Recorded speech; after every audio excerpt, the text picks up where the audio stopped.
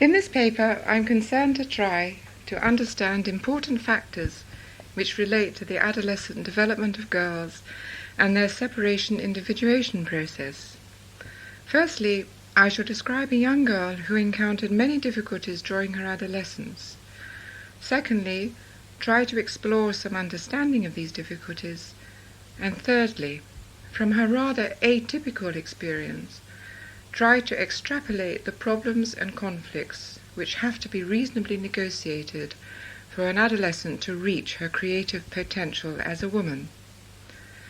There will be overlapping between these three sections, and of necessity, much has to be left out.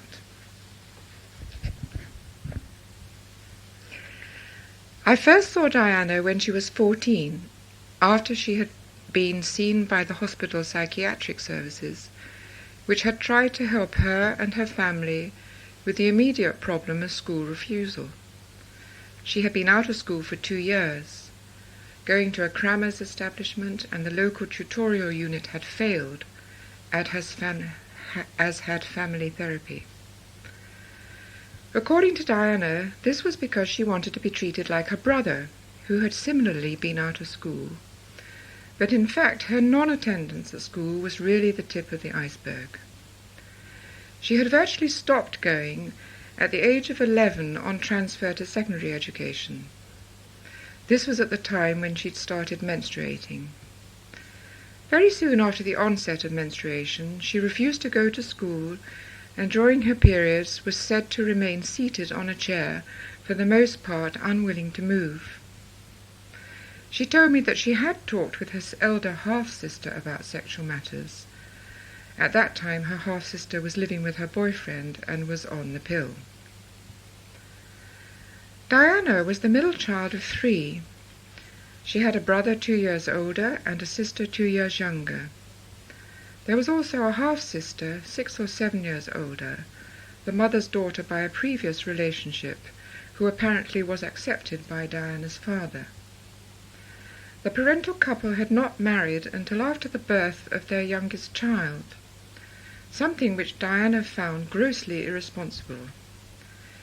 If they hadn't wanted children, they shouldn't have had us. At the hospital, various attempts had been made to initiate family therapy and joint interviews, but Diana had not responded to this. As far as she was concerned, she had no problems at all other than the question of her periods. Diana's way of dealing with it at that time was to think in terms of having a hysterectomy when she was 18. For this, she knew she would have to have psychiatric backup, hence her agreement to see me. I found her an attractive girl in many ways. She was nice-looking, tall and slim. She was determined to get her own way, regardless of adults' opinions, and was determined not to change according to their lights. Very early on she said to me that she thought I would want to change her. That's what Mum and all the others had said. You've got to change your attitude. But she told me she wasn't going to. I hate humans and always will. Look at the terrible things they do, kill each other, pollute the earth, and destroy all the animals and eat them. She wished that all the humans would die except her, and that only she was left to look after the animals. This was what her ambition was, to champion animals' rights and promote conservation. She had ideas about being a politician, but was cynical about that, because when politicians came into power they lost their ideals, and then only became interested in their own gains. However, she was herself quite a soapbox politician in the sessions, and harangued me about animal rights and tried to persuade me to follow her vegetarian and vegan way of life. I quite liked this lively, argumentative quality in her, but I was also aware that underneath the polemic was a lonely, anxious girl who felt unloved and unlovable. Her family life was rather difficult. Her mother had suffered from depression all Diana's life. Diana could remember her being in bed a lot and somebody else looking after them as children. Diana was very scathing and contemptuous of her mother, and feared that being a woman meant being like her, lazy and a good-for-nothing, as she put it. Her father led a long-houred business life and was not much involved in the family. She was equally scathing of him because he didn't organize his business properly and was too fat. He also never spoke to anyone much, but could lose his temper ferociously on occasion, which Diana found frightening. Her relationship with her older half-sister was rather fraught. She thought her bossy, and when Mother was unwell, resented her taking over household responsibilities. Diana admitted to me that she felt jealous of the close relationship of the mother and the half-sister. They spent much time together talking in the bedroom, gossiping and behaving like sisters. They both had menstrual and back problems and were often confined to bed. In fact, Diana's feminine model was a poor and damaged one. The half-sister had left home for a short time, but during Diana's treatment with me, she was at home without a job, evidently helping Mother run the home and looking after her. Diana considered them to be worthless parasites, both feeding off the dad, who himself didn't have the guts to stand up to them, and in particular to tell the half-sister to leave the house, which Diana very much wanted him to do. It seemed understandable to me that Diana could not identify with the main women in her life. She was going to do science A-levels and go to university and show the world what a girl could do.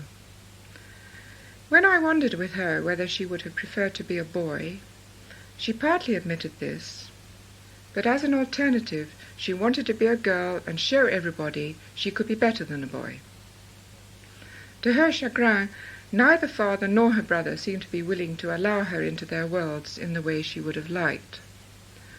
Although she and her brother helped father with his business during the school holidays, she always felt that her brother was given more responsibility, and felt terribly angry that father didn't recognize her capabilities enough, in her view, that is. Because of his masculinity, the brother was enabled to do the technological jobs, while Diana was relegated to do the filing and office work. Diana's relationship with her younger sister seemed good enough. Occasionally they went out together, and although Diana couldn't join in with her sister's more age-appropriate teenage lifestyle, Diana admitted that she was envious of her ability to go out and socialize. At the time I first knew her, she hardly went out at all. By not going to school, she had cut off all contact with contemporaries, and on starting school again at 14.5, she took no part in social activities, ate her packed lunch in the classroom on her own, and remained very isolated for 2 years at least. As treatment finally drew to a close just before Diana went to university, this situation had eased a little, but she had few friends, felt bored with her contemporaries' interests, boyfriends and parties, and so she stayed at home most of the time. The irony was that this made her similar to her mother, who also rarely went out. I saw Diana for 4 years altogether, with sessions arranged on a weekly basis, fairly regularly during the first 2 years, and thereafter intermittently until she went to university. We made contact once or twice after that. During this time she attended school regularly, did well in her exams, and followed the course of study she had chosen to enable her to work in the field of conservation. Throughout, I admired her goal-oriented consistency and directedness, her strong-mindedness and forthrightness. Her menstrual problems were suppressed and controlled by medication, and eventually she relinquished her wish to have radical surgery, but said that she would like to have her breasts made smaller, and my last contact with her was over this matter. She was told that she could make her decision about that when she was 21. Although Diana would have liked to have denied it, she was in many ways typically adolescent in the therapeutic situation. Through her choice, I had minimal dealings with her parents. I never met her father, and she decided whether she came or not. She rarely let me know when she wasn't coming, and during sessions she was often silent, saying she had nothing to say. She didn't see the point of coming, she wasn't going to change in order to please me, and very early on she told me that she wanted to keep her inner part to herself. This I tried to respect. I tried not to ask questions and did my best to tolerate her wish to be totally in charge and her wish to be omnipotent. I was helped in this because from the beginning she elicited in me positive countertransference feelings. Although she exasperated me and taxed me greatly, I basically warmed to her and enjoyed trying to work with her. Looking back at our work together, from a distance of a few years, I'm able to understand Diana's sometimes bizarre behavior as her attempt to deal with powerful unconscious fears. These are all interrelated, but I have named them fear of dependency and helplessness, fear of greed and demandingness, fear of flooding and loss of control, and fear of destructive envy. It seemed that Diana was acting out a defense system against experiencing these fears, splitting them and staying out of touch with them. It seemed to be my therapeutic role to help her be more in touch with them, understand them, tolerate them better. That is, to provide a container for the violent affects she was experiencing. As I said, Diana equated dependency and helplessness with being parasitic and weak. She had ambivalent feelings about coming to see me.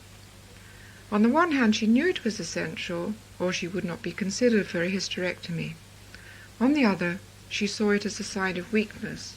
She felt trapped. Yet the interesting thing here is that the trap was of her own making, albeit unconsciously. I don't think Diana could have done any other, by force of willpower, say. So gripped was she by unconscious forces. By refusing to go to school, by insisting on the suppression of her periods, she was in fact maintaining her dependency and delaying her entry into the adult female world.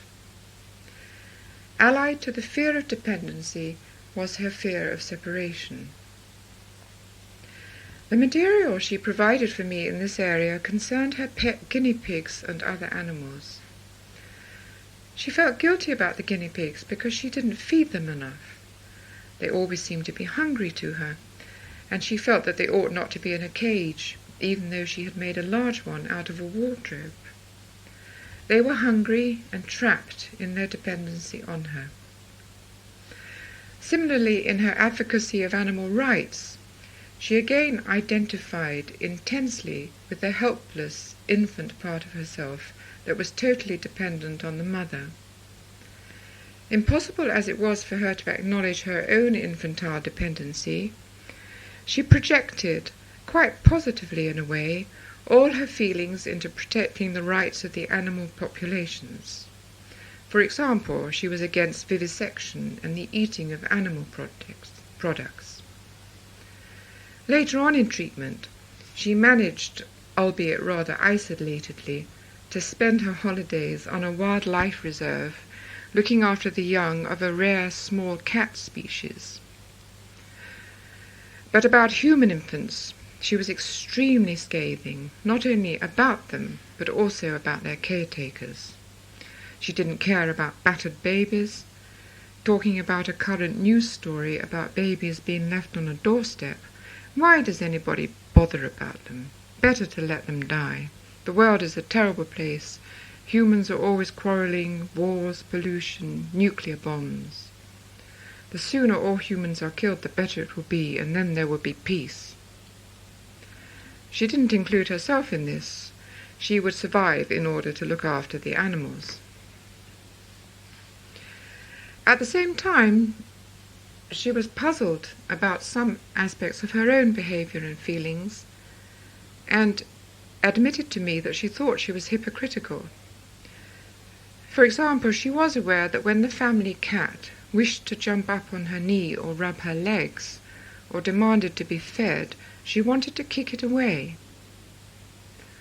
On visits from a neighbour's dog, which she thought was neglected, she felt indifferent and grumpy, to such an extent that her siblings accused her of not really having any interest in animals at all. This gave us the opportunity to explore together her denial of her wish to be as demanding as a helpless animal, and its corollary, a small baby.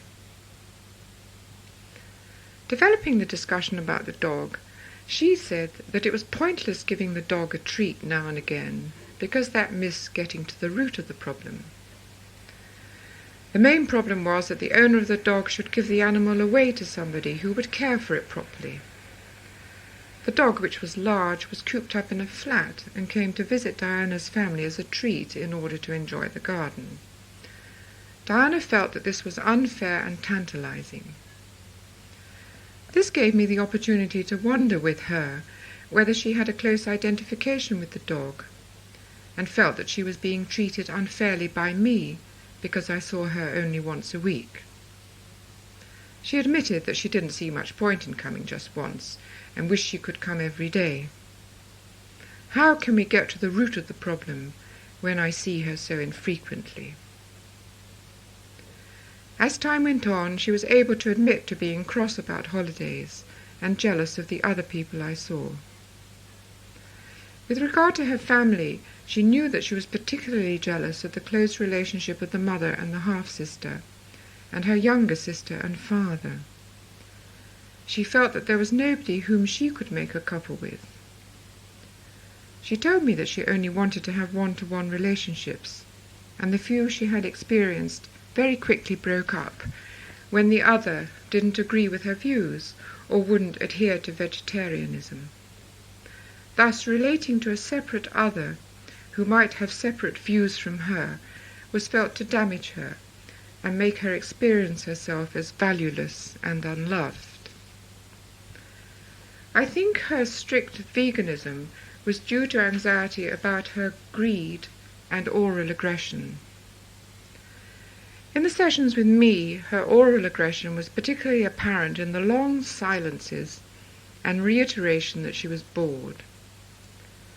She repeatedly said there was no point in saying anything, as nothing would change. The problem lay with the parents at home, and I couldn't change that. This seemed to relate to her omnipotent wish to have the all-providing, perfect breast. Cheated at this by other demanding members of the family, she projected all her rage into cruel meat-eaters who had no interest in the rights of helpless animals, who had no choice as to whether they were eaten or not. But this seemed to be a displacement of her wish to attack the mother's breast for not providing her fully with what she wanted. In some ways, I don't think she had been weaned. By adhering to veganism and trying to get all the family to agree with her views, she was trying to achieve closeness with the mother and get very special attention. In some ways, she succeeded, as her mother did her utmost to accommodate Diana's dietary needs. But whatever she did was never enough. For at the same time, Diana despised her mother for being so easily swayed. In the sessions with me, Diana often said that people thought she was too radical and that they were frightened of her. Sessions were often silent, but sometimes she would harangue me about the animal rights issue, and I was made fully aware of her power. She said that she wanted to be a politician, but they were no good either, as their idealism was soon lost and all they wanted was power. Once she told me about a book she'd been reading, which involved the destruction of the world. She admitted she would like to do this, and the first people she would destroy would be politicians. She was able to link this with her parents and admitted to me that she had feelings of wanting to kill her mother and perform other aggressive acts, such as breaking windows. All this, I felt, related to her wish to make angry attacks on the breast because her demands and hunger weren't met. She told me that she had an enormous appetite and was worried that I would think her greedy. When we linked this with her talking, she said she remained silent in the sessions because she feared that she would talk too much and I would get bored. Or she feared that she would flood and drown me with her verbal attacks. To be a soapbox politician was a positive way of dealing this, but she could brook no opposition.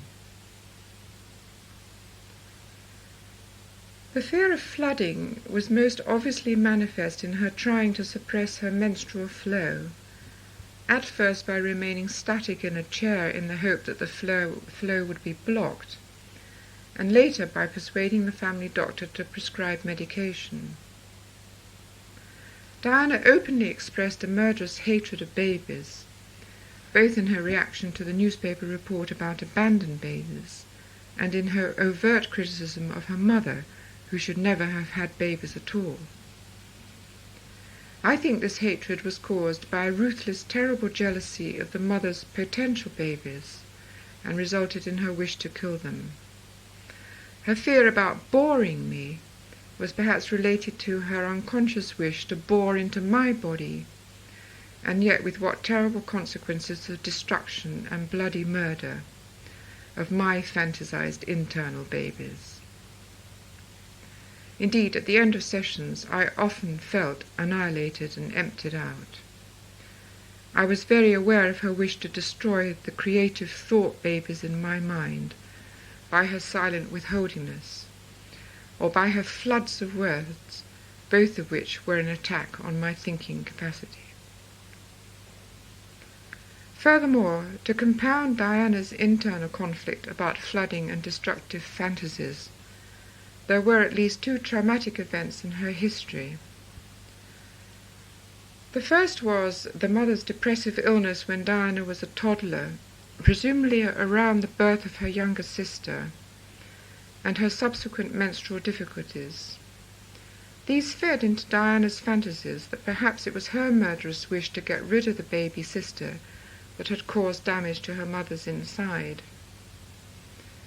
In trying to explore this difficult area in the sessions, the only clue appeared when Diana admitted to being jealous of her sister because she was more outgoing and got on better with the father. She also envied her sister's capacity not to be as affected as she was by the mother's moods. The second traumatic event related to a difficult tonsillectomy operation when she was 9 years old. Diana was in hospital with her younger sister, who was also undergoing the same operation and whom she was supposed to protect and look after. But she was the one who hemorrhaged badly and became ill.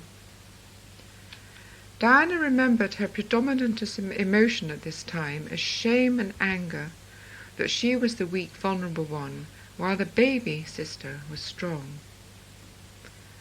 One might hypothesize here that Diana's destructive, cannibalistic wish to attack the baby inside the mother's body was turned back onto her own throat.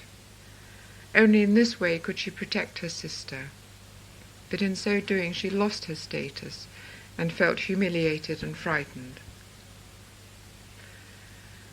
As Diana embarked on her pubertal development, an equation between genitals and mouth might have taken place in her mind, so that she had to attack herself in the womb, not only to protect her mother, but also to protect her own desire to have babies. The data for this latter hypothesis came when she began to spend the school holidays looking after the young of rare, small, wild cats. She tended and nursed these abandoned kittens night and day on her own in a caravan on site. Perhaps these wild kittens represented her own undeveloped, untamed sexual feelings, which she was too fearful to express in real life. Could it have been because of her wild, untamed, that is, unconscious sexual feelings towards her father, which could find no resolution. It was very difficult to talk about such feelings directly with Diana, because at any time that I broached the topic, she gave a flat denial.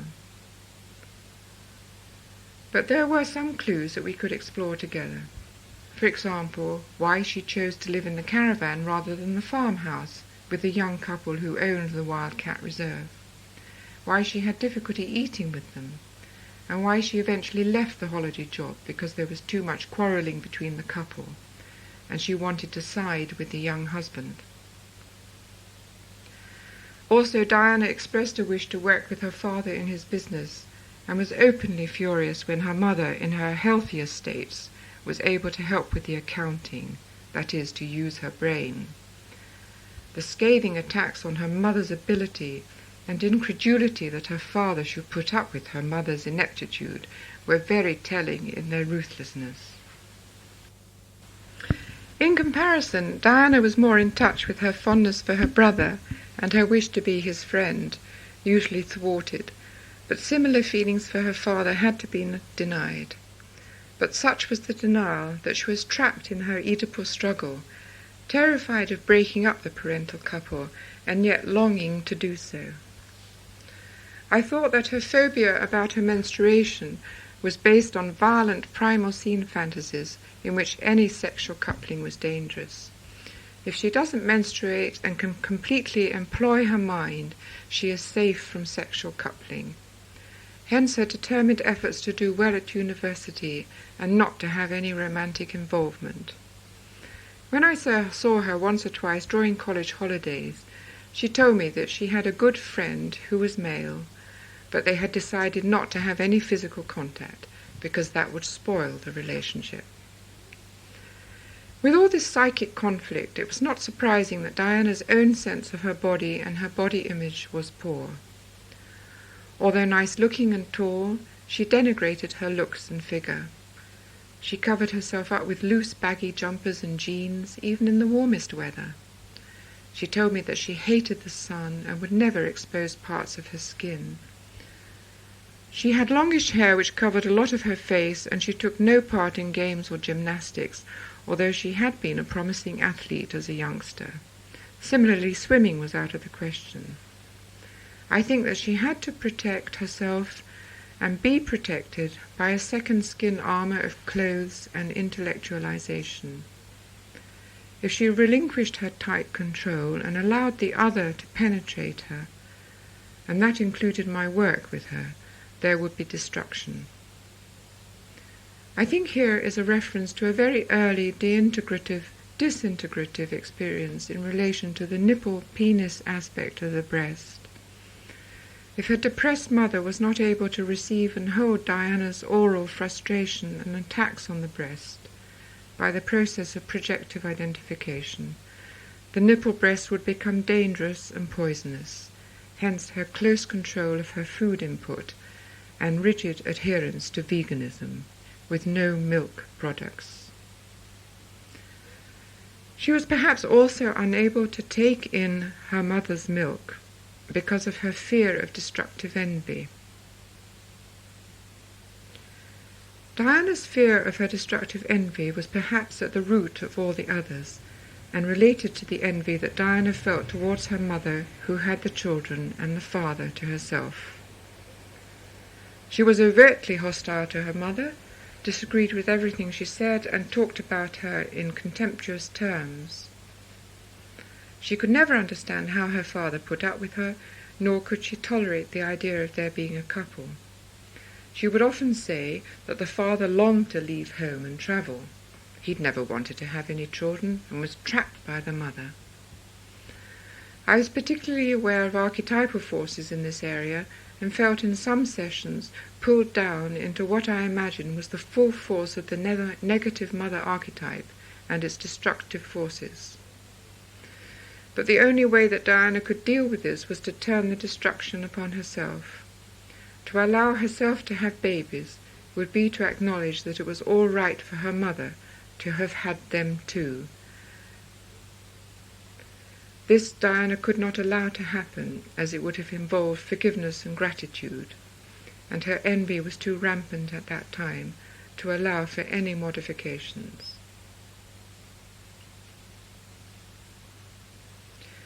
Now I would like to consider some features of adolescence and why it is such a watershed in any individual's development. The most striking feature is the tremendous upsurge of growth in every aspect of the whole person, as physical, emotional, sexual, and cognitive. There is a vital increase in libidinal energy based on physical changes and growing sexual capabilities which nourish and fertilize mental and psychic developments and mobilize an exciting potential in every young person.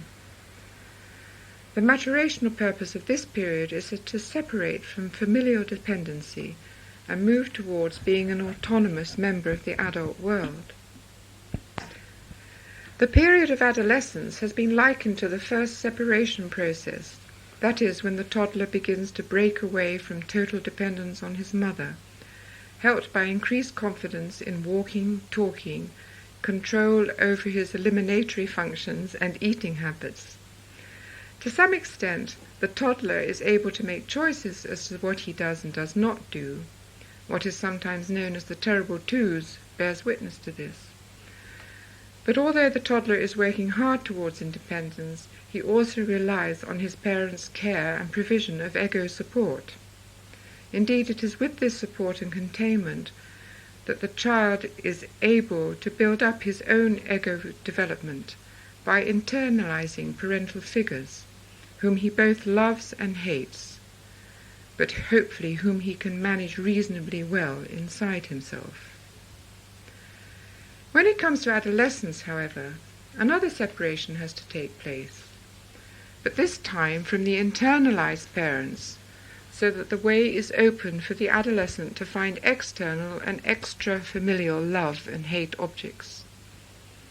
Peter Blow describes this as the second individuation process, which is essential for entry into the adult world, without which the adolescent tends to replicate his earliest love-hate relationships, hence stunting his development as an individual with his own identity. In order to separate from the internalized parents, the adolescent feels impelled to kill off these figures. I'm referring here to the unconscious process that takes place. A literal murder does not happen, but it may feel like it. So the unconscious process involves intense anxiety and guilt feelings. Anxiety about whether he can survive alone in the adult world and fend for himself, and guilt about what he may be doing to his parents in reality. Will they be able to survive his attacks? He may perhaps have to tolerate their envy and fury and feel assailed on all sides, not only by powerful unconscious forces that will confuse and disturb him, but also some actual, powerful, authoritative forces that will be trying to influence him. No wonder he has to be omnipotent, and furthermore to believe in his omnipotence and not be overwhelmed. The ancient myth of Perseus and the Gorgon is a metaphor for the young hero who has to kill off his mother before he can move towards his new love relationship with an Andromeda. At the same time, the pull back towards the mother archetype, is very strong. Jung describes this as a process that goes on all through life, while Freud calls it the life and death struggle. Backwards and forwards we go, and I think I could say here that although adolescence is a particularly vital time for separation, the individuation process is a lifelong task and does not only belong to adolescence. For some adolescents, extreme acting out and omnipotent behavior is essential, because they feel in such danger of being sucked back into the arms of the mother. It is ironic that their behavior is life-threatening in itself, but perhaps it is the only way of getting out of her clutches, or free of what they see as a powerful unconscious threat to their lives. Adolescence, then, is an important phase in development towards adulthood. but it is also something more, for I believe it gives the young person an opportunity to restate and work through some conflicts which were not resolved at an earlier stage. Adolescence gave Diana a second chance to work through her internalized conflicts vis-à-vis her mother. She tried to tackle this task in a particularly omnipotent and perverse way, because she seemed to be stuck at a punitive stage of introjective identification with her mother. To go forward as a woman meant to Diana that she would become like her mother, and this had to be avoided at all costs. What she couldn't tolerate in herself, as she couldn't in her mother, was dependency. To be dependent meant to Diana to be parasitical. Omnipotent independence was her only solution to this dilemma. One very important part of maturational development for a girl seems to rest upon how well she relates to mother and whether she has been able to introject a good enough mother breast. This is based on her earliest feeding relationship and the extent to which she has been able to negotiate the transition from part-object relations to whole-object relations. On this foundation rests her development and her ability to negotiate such normal traumatic events as weaning and the birth of a sibling. If the girl remains fixed in a part-object position for whatever reason, the normal introjective projective mechanisms become distorted. Extreme splitting may take place, and rigid omnipotent defense systems aimed to control anxiety may develop. On the foundation of the good enough relationship with the breast rests the girl's possibility of negotiating her envy of her mother and of managing her incestuous wishes for the father. If these psychic conflicts are not resolved in any way, the girl may totally be at the mercy of frightening introjective and projective identifications and unconscious impulses. The only way that Diana could deal with the hostile, envious mother womb inside her was by wishing to cut her out and destroy her, thereby sadly mutilating her own feminine potential.